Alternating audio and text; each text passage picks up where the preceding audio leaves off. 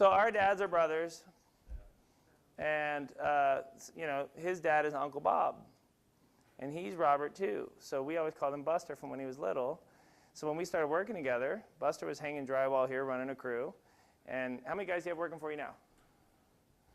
45 to 50. They're banging it. They're probably doing, what, 40, 50K a week in rehabs? And so, since I call him Buster, everyone at work now calls him Buster. And when I try to get his crews to call him Buster, they get a very scared look in their eyes. But as investors, once you call him Buster a couple times, it's like a drug. You won't be able to stop. You can't break it, right? It's hard to go back. It's like the dark side.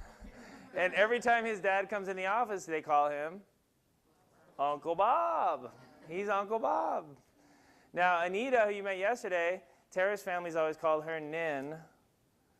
And so Tara calls her Nin, and I call her Nin, and everyone in the office calls her Nin. So everybody gets nicknames. Now, Buster's wife, when Megan started working with just our investors, we had Carmen, Buster's wife, come in and run. She's our maintenance coordinator. She manages maintenance. And I mentioned to them earlier when Jake was here about how you guys have been completely revamping all of our systems, upgrading them with Jake's help. And but how perfect is it to have your maintenance coordinator, who has her own crew of maintenance guys, be also the wife of one of our biggest contractors? Now, the other thing we have Buster help us do is he helps with the construction management. He is the construction manager for Alpine. He works under Lincoln, who runs all of the operations. Now, we brought Lincoln in from Dick's Sporting Goods, and he was purchasing guns, right? Hunting and fishing. Hunting and fishing. So we told him about, you were here when we talked about pheasant hunting earlier? You missed that, man. It's on tape. So Lincoln is Dana's brother.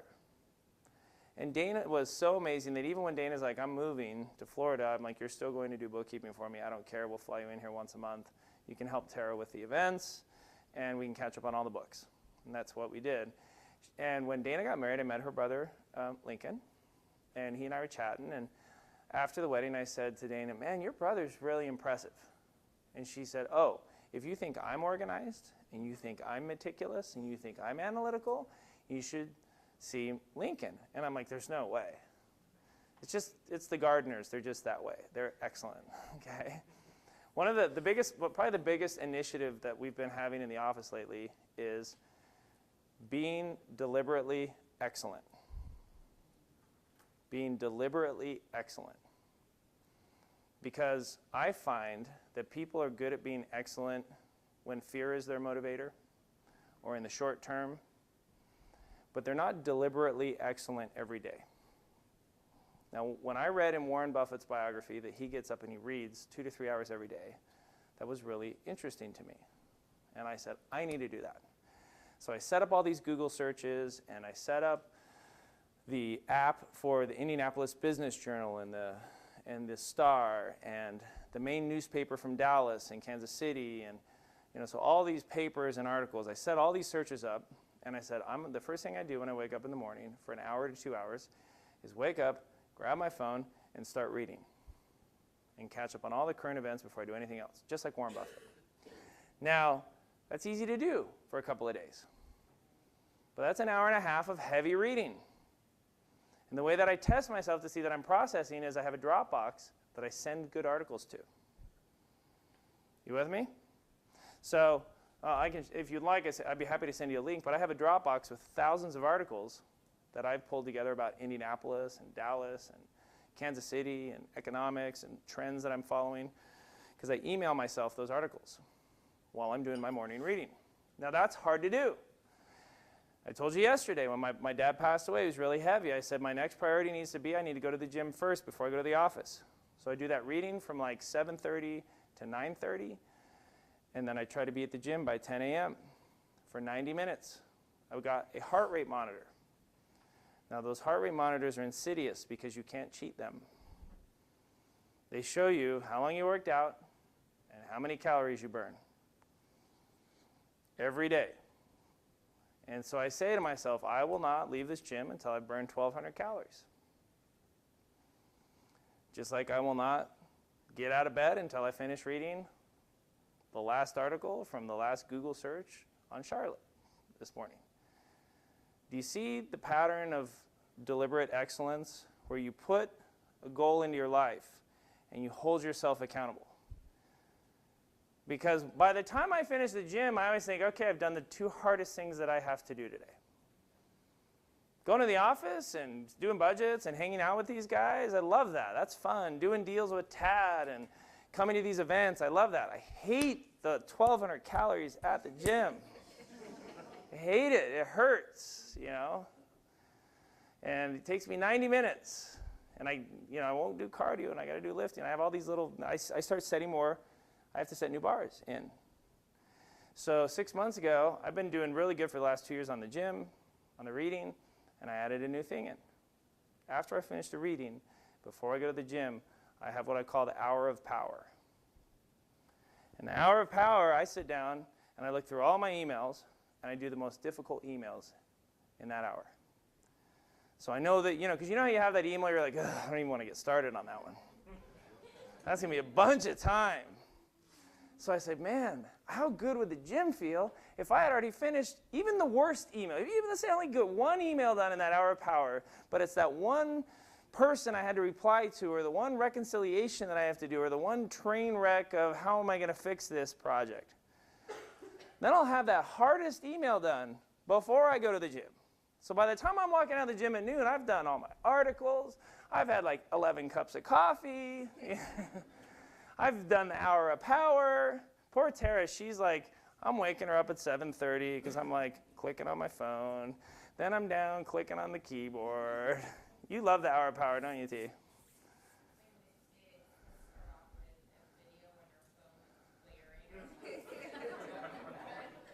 I didn't know that article in the New York Times had a video with it.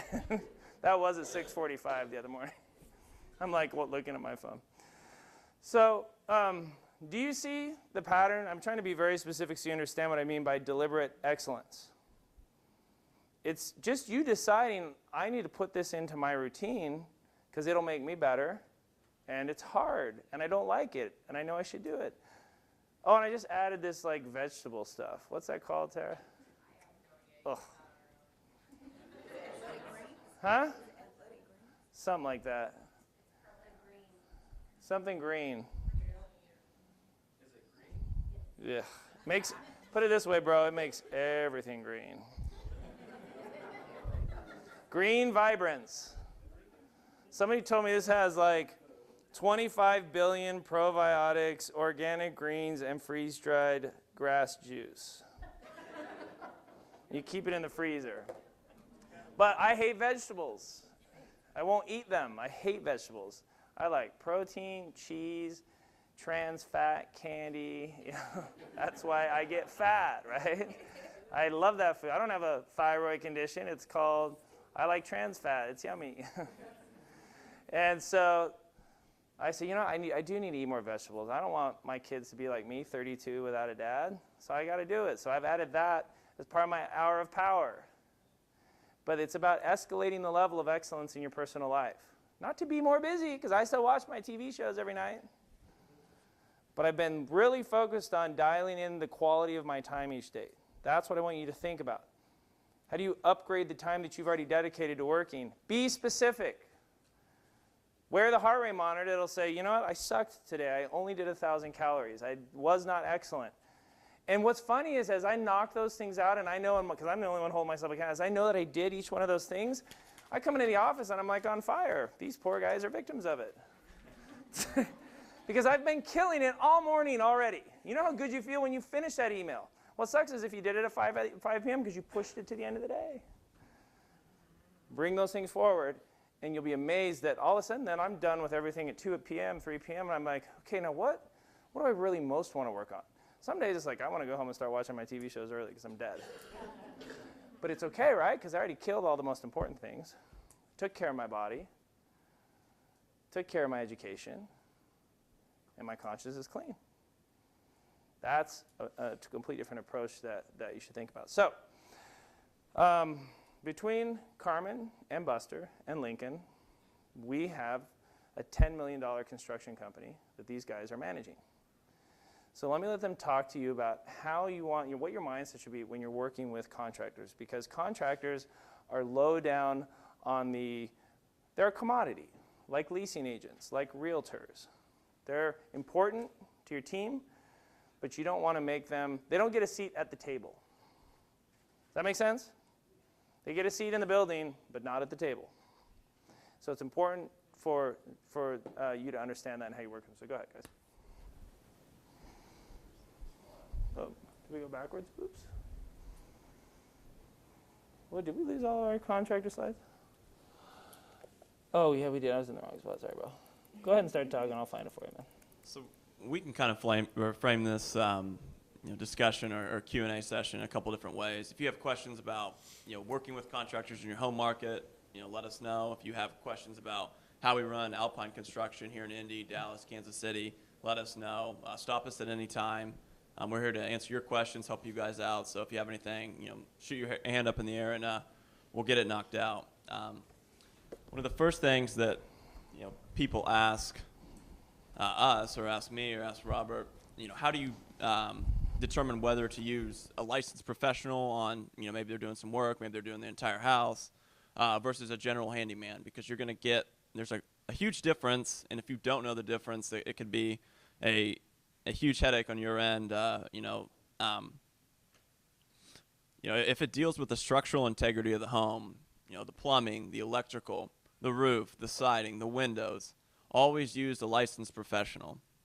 If it's smaller, if it's hanging mini blinds, if it's painting walls, if it's trash haul, you definitely use a handyman. Because on the flip side, you don't want a handyman using or doing the structural integrity things, because you need to be licensed. You need to have somebody know what they're doing. But also, you don't want a licensed professional to do your painting, to hang your mini blinds, because you're going to be paying too much. So somebody like me, who has no construction experience, I would be a handyman. I would be somebody that can paint. You can't screw up a paint job. There's no deficiencies to the home if I screw something up. Robert, on the other hand, 15 years, licensed, bonded, general contractor, has seen and done everything. If it's structural integrity, if it's big, if it's expensive, make sure someone like, Robert would do it. Yeah, so if you think you can do it yourself on the weekend, then hire a handyman. If you couldn't tackle it yourself, then hire somebody that knows what they're doing. Interviewing contractors, one of the other things that people come to us and ask is, how do you find people? Well, you can find people in any number of ways. Craigslist, networking with other investors in your market, Angie's List. There's several ways to find somebody to do something. References from other people are a big one. What Robert does, because he gets, based on the number of jobs that he's doing, the volume that he's got, he has people beating down his door every day to come work for him, crew chiefs, subcontractors, so on and so forth. So the first thing Robert does when somebody comes and says, hey, man, do you have any work for me, or can I work with you? He always asks them to rate themselves or their crew or whoever on a scale of 1 to 10 in the following categories. How are you in electrical?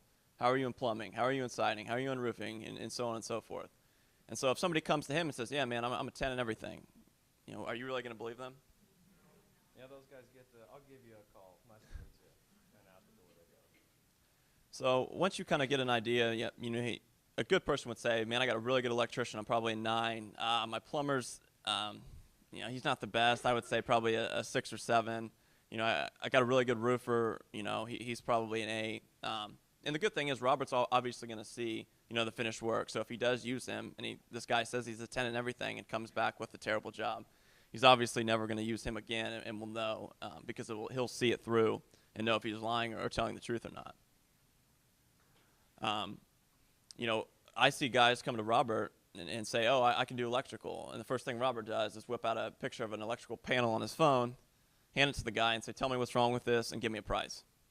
So one, he's determining if they have the use or if they have the ability to figure out what's wrong. I mean, it'd be a few blatant things that somebody who knows what they're doing would be able to pick up. And two, he asks them for a price so he knows if it fits within our model.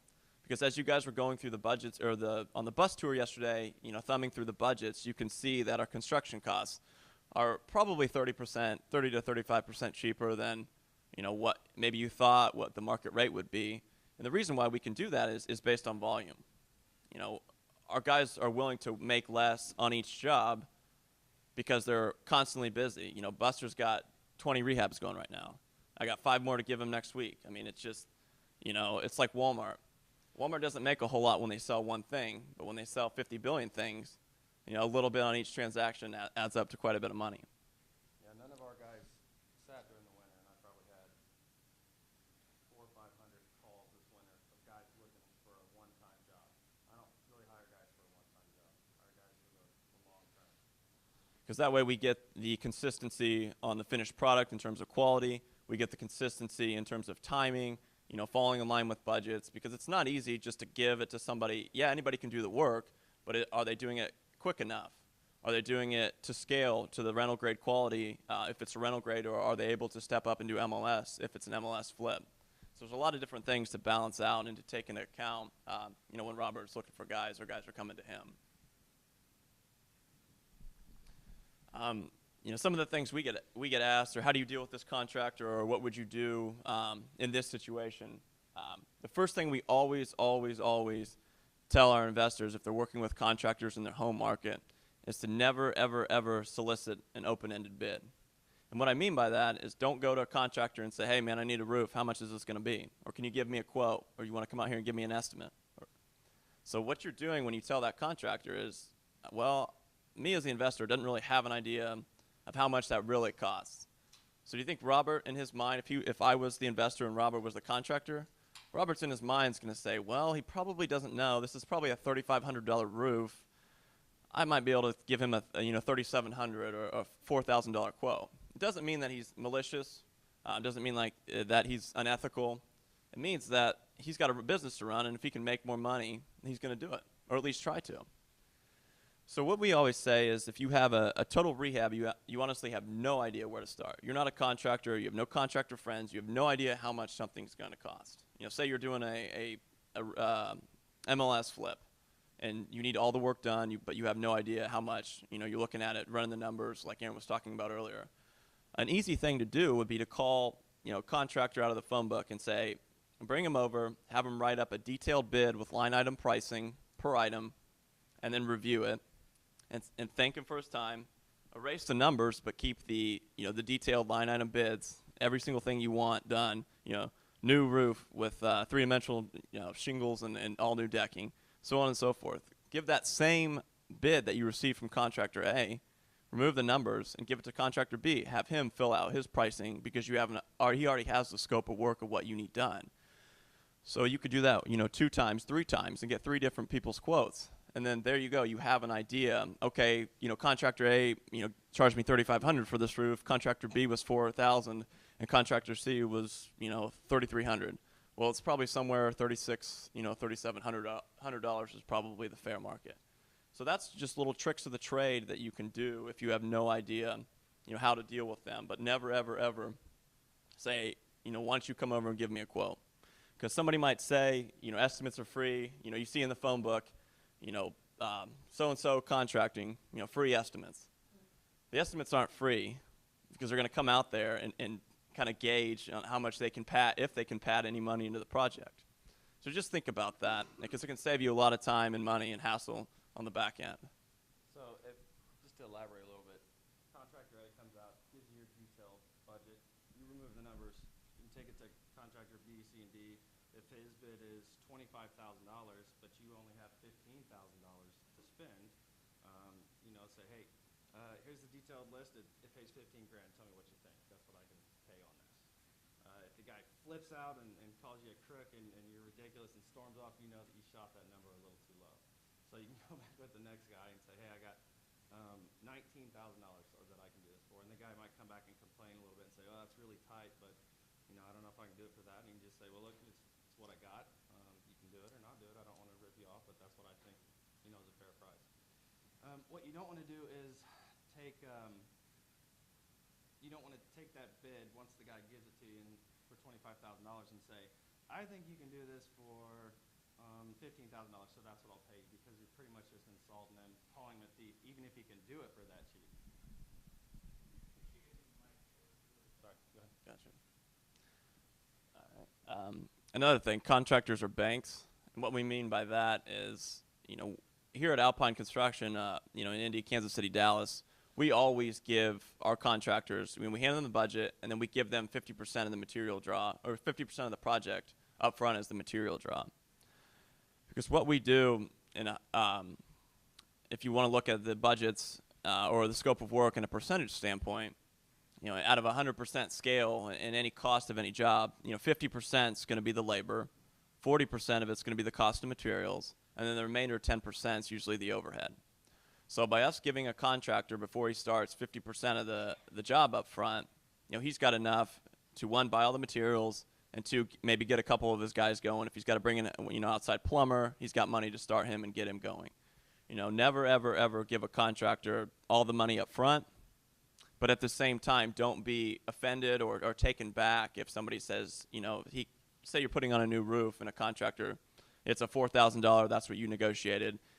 Don't be offended if he says, hey man, can I have, $1,500 up front to buy them shingles, or, will you give me $2,000 so I can buy the drip edge and the decking or something? So it's kind of give and take. You don't want to obviously give everything up front to him, because there's danger for him walking off the job and you never seeing him again. But also, if he needs some money to get started, most contractors do work, job to job, week to week. So there's not a lot of excess capital on their end sitting around waiting to be used. Do you recommend going with that contractor to buy the material? Sometimes contractors will buy more and do it on the other job. Honestly, I think that's what Aaron did. I think the first time he ever did a rehab, I think that duplex he always talks about in California, I think that first time he did go with a contractor to Home Depot and bought the materials. And that's another thing you can honestly do, because you can see the flooring. Okay, I know my material cost is this, and then you only have to negotiate the labor part of it with the contractor. So that can be done. Obviously, we don't do that because we do, one, too many of them to try to do that, and two, we trust our guys. We use two main contractors, Robert and another gentleman by the name of David. They do the bulk of our jobs. We understand the consistency, the quality, with them, so we don't have to micromanage them, which on their side allows them to do the jobs quicker. It allows them to hit their own budgets and to stay within the lines, because it's not being micromanaged. If we tried to buy all the materials with them per job and try to, say you got to go to Menards, you got to go to Lowe's because we have this in account, it would just be a nightmare trying to oversee that. But if you're doing one or two jobs, that's something to definitely do, because what the flooring or what the material cost is, so that floor, and then you can work upwards. But try not to be too strict, and just remember that if you're trying to get a lower price on something, maybe he has some of that material at home. So if you kind of hang over his shoulder, you're kind of going to offend him a little bit. You might kind of surprise him. I mean, as long as the end product is what you want. Oh, sorry. As long as the end product is what you want, for the price that you want, everything in between really doesn't matter. So just try to keep that in mind. And the last thing is falling in love with your contractor. It's hard to find somebody to do good work, somebody consistent, somebody that can, be there and knock out jobs. So once you do find that person, he might be great or she might be great. She might, be there all the time, hits the deadlines, hits the, the financial metrics you have set with them. That doesn't mean you should always be, looking for someone else in case that person goes away. It's always good to have other people to search out, to say, hey, I really like that roof, on the house you just did, to another investor. Who'd you have do it? It's always good. Aaron asks Carmen probably every week, hey, you got any new contractors? Who you running through? Are you interviewing anybody? Not that our current contractors or not that our current maintenance guys aren't doing their jobs, but he wants to make sure that we keep a fresh perspective, know we're getting the best prices, we're seeing who else is out there. If we're missing something, he wants Carmen to be able to be there and see it and at least be looking out there. The product and not the person. Like, I know that sounds bad, but a lot of time you get like emotionally attached to contractors if you work with them regularly, and you just want to always kind of catch them up, like, always send in another guy like after them, like every once in a great while, just to make sure that they're being on their A game, they're doing what they're supposed to, because once you have been in a certain position for so long, you get comfortable, and then you start letting things slide, or you try to put a little bit extra in here, so you just want to always keep them on their toes. Okay. So some of the, just general points, and once you do have a contractor, once you're working with him, just some helpful hints on how to maximize your relationship, with your contractor while he's doing work for you. First thing is, be prepared to wait, or be prepared to schedule. Good contractors are busy. If you call a guy on the phone book or find somebody on Craigslist and he said he can be there in 20 minutes, there's probably a reason he's not working or someone else isn't already using him. But if you do call a contractor and he said, man, I'm really swamped this week, can I come by next week, or can I start next week? Yeah, you might want it done, quickly, just if you have, money tied up, if you're doing a deal or whatever. So it's not bad to wait, because that the person doing it's going to be good and do it. But also you can use that to your advantage by negotiating maybe a lower rate. Yes, Mr. Contractor, I really want this done this week, but I'm willing to wait till next week if you drop the quote by 10%. And yeah, the contractor that might be less than what he wants to do it for, but at the same time, if he knows he's going to be busy and he's got work for his guys next week, he might agree to accept that. So there's a couple good things. Waiting for a contractor isn't bad because, one, he's probably good and other people are using him, and two, you can use that in a negotiation tactic for maybe a lower rate. Communicate and don't harass. Kind of the biggest thing is, set up the parameters with your contractor ahead of time. Some people say, oh, I like to stop by, and check out, what's going on kind of unannounced. Always, meet up with your contractor before you start and say, how do you want to communicate? If you want to make periodic visits, to the property or to inspect something, any good contractor should have no problem, being as transparent as possible, meeting you out there when you need to be, when you need something, if you have any questions. We always tell our investors, never just show up and start asking questions. Because chances are, the general contractor might not be at that house at that time you're showing up, but if you're asking the guys what's going on in the windows, if they're just hanging drywall, they're probably not going to have an idea. I never show up and just say, hey, what's going on with this, because maybe that sub's there just hanging drywall, or he's just laying the carpet and he has no idea about the big picture, about any of the negotiation with the general contractor that you had, just kind of what he's doing there for that job in that day. Trust your contractor and then check. Obviously, you always want to make sure that he or she, is doing what they're supposed to, staying, in the agreed parameters and terms. What we do here at Alpine is we don't pay contractors until there's been a final inspection. So all those budgets that you saw on all those houses, those pre-rehab properties that you went into yesterday. So when a contractor finishes up, either myself or Robert handles all the final inspections that aren't of his job. Then if he's working on it or if it's his job, I handle the final inspection, so there's no conflict of interest there. And what I do is I take that same budget and a highlighter and I go through item by item. Was the toilet replaced? Is this a new countertop? Oh, this doesn't look good. The paint jobs are already peeling. We need to redo this. So I'm going through line by line and making sure everything was done on that job. And then we pay them. So we always check, yes, I trust Robert, and if he says it's done, it's not that I don't believe him, but me as, the benefactor of you guys as investors, it's up to me to make sure that you're getting the full bang for your buck that you paid for. Add-ons happen, expect usually 10%, and what I mean by that is, if you think a budget's going to come in at $25,000, and the contractor might come back to you and say, hey, I didn't anticipate this. It's going to be, $27,000 or $2,000 worth of add-ons. Don't take that, oh my God, I can't believe he didn't catch this, or why didn't you guys catch this on the initial inspection or the initial budget? Typically, on the homes that you toured yesterday, there wasn't running water. There wasn't running electricity. The gas wasn't turned on. So yeah, I can go into a home and see if all the electrical wiring has been cut out of a house, but if it's there, You know, it might all work. Some of it, you know, maybe a couple breakers or something. So don't be alarmed if add-ons come up. You know, sometimes you can't determine the quality of the subfloor because the old ratty carpet's still over there. And I could spend all day trying to lift up every piece and, you know, with my magnifying glass going through, you know, line by line in the plumbing to make sure there's no leaks and so on and so forth. But certain things are going to come up, and they do. So that's why we always say, you know, expect 10 to 15% of the original budget in add-ons. And it's not a bad thing if a contractor, you know, comes back with them. Just make sure they're in line. And if it's something major, you know, there should be an explanation as to why it was missed or how it was missed. So one thing you don't want to do is go to your contractor and say, okay, I want you to go through this job, check every wood plank in the house, every window lock, because once we come up with a price, that's it. I'm not going to pay you $1 more. It's all on you to make it happen. It sounds good in the beginning because you know what your number is going to be no matter what.